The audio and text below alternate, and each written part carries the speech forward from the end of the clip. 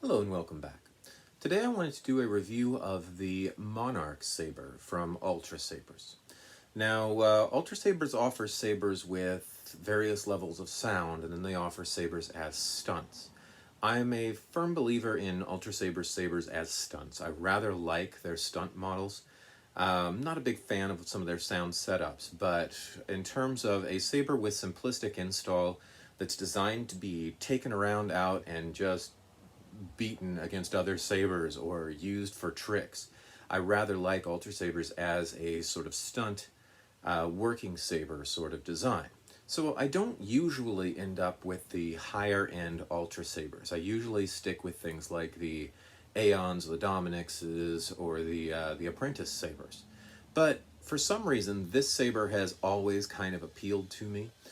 So I wanted to, I broke down eventually and got it. And so I wanted to talk to you guys about the Monarch and show you around it a little bit.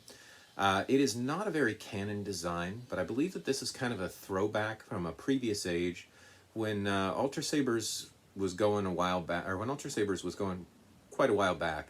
There was a lot of worry on cease and desists from Lucasfilms, and so a lot of sabers that you saw in the early days of the saber industry did not look like the sabers out of Star Wars. They were designed to be close, designed to be reminiscent of them, and I think that this one was originally designed to look kind of like an Emperor Palpatine hilt. It never really got to the Emperor Palpatine, but I think that's where the naming convention of Monarch was coming from, and the emitter section is very reminiscent of a Palpatine hilt.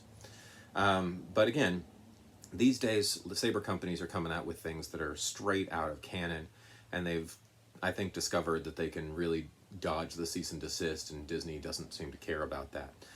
But throw back to an earlier age where that wasn't the case, and they had to be a little bit more careful. Because they weren't able to make it look like Emperor Palpatine's saber at all, what they ended up with was kind of a unique saber design. And I like this one because it's very rounded and sleek. In terms of size, it is quite a bit bigger than a lot of other sabers. For instance, here's an Ultra Sabers version 2. This is the smallest saber they make, much smaller than this guy right here. They're standard base models these days. This is a V3 Aeon, I believe. So you'll see that the length is about the same, but the girth on this guy is much more than on this one. Some of their other larger models, like their Ahsoka model or like this one, the Butcher, are still a lot larger than this. So this is not unwieldy large like some of these bigger ones are. It's still rather manageable, which for their higher tier sabers, they start to get pretty big. And I like the size profile of some of the more base tier sabers, and this one kind of offers that, with the exception of this bulge right here, which is actually pretty big. But that actually kind of works for it, because this saber to me has always looked like it's more reminiscent of a Darth Nihilus design than it is a Darth Sidious. One of the things that sets a Nihilus sets a Nihilus apart rather, aside from this emitter, is this sort of grip section in the middle that's usually pretty chunky, and a lot of concentric lines, and a very sleek overall design.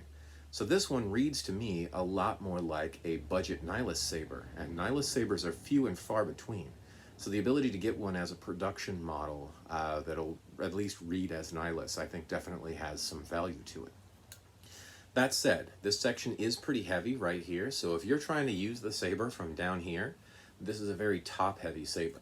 These grip rings right here are actually pretty nice, but if you just try to use it like this, all the weight is up here, and it gets cumbersome to use, and if you try to do a trick like a toss or something like that, it just goes out of control. The real place to use this is up here.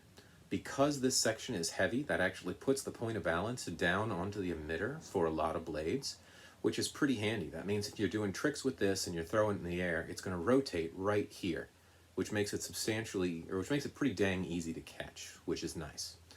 A couple things about the design. This is an MHS saber, which means that the parts are interchangeable, but the only part that's interchangeable on this is the pommel. This pommel is not sold separately, so the only way to get it is with the Monarch, as far as I know. But the pommel right here is interchangeable and is MHS. I could take this and pop it on my Aeon saber if I wanted to.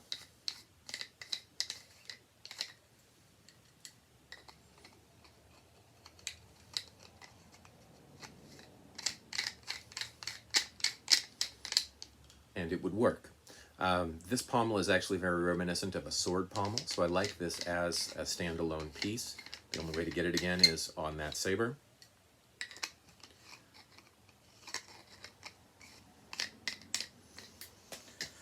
The rest of the saber is all one piece. This does not have an emitter that unscrews. This whole piece right here is just machined. So this is all one solid piece of metal. Uniform internal diameter except for up at the pommel where it's a little bit narrower.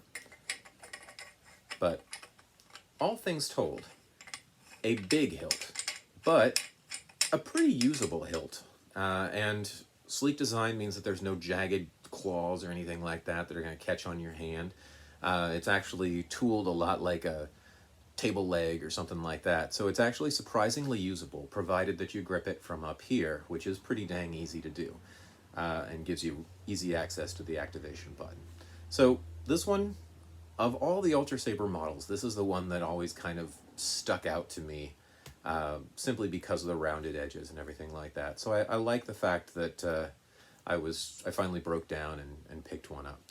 Hopefully this has given you guys a closer look at this, which is the Monarch from Ultrasabers, and once again, I would say probably a good introductory level discount buy-in to a Nihilist Saber.